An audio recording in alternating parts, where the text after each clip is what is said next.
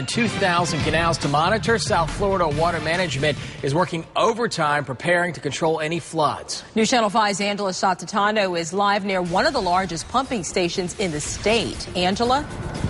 Hello. Yes, the system of keeping our various waterways under control is a complicated one, but with one wrong move, our entire area could be at risk.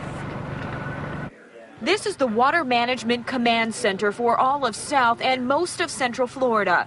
With the click of a mouse, technicians are making adjustments to the thousands of miles of canals, opening gates and turning on pumps. They are defying gravity, moving water where it naturally lies to make room for the effects of a major storm. If you look at the way South Florida is, with 2,000 miles of canals from the district and city canals, it's built in a swamp. So if you didn't have these series of canals, you'd be just constantly flooded. Out in the field, technicians spent the better part of the day working maintenance on various flood control stations, including this one on West Highway 80. It's referred to as the mother of all pumps because it's the largest station in the state.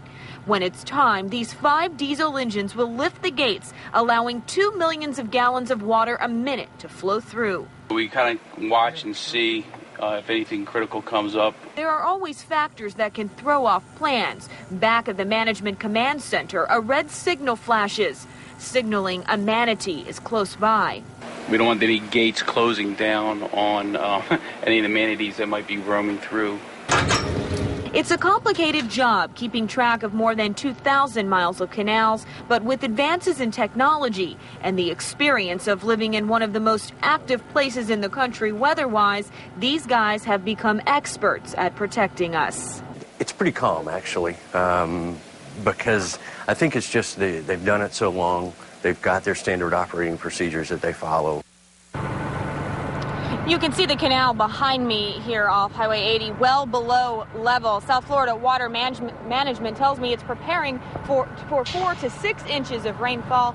Even if the meteorologists' predictions have it much less than that, they say they are going to overcompensate to make sure our area is protected. Angela Shatatano, WPTV News Channel 5.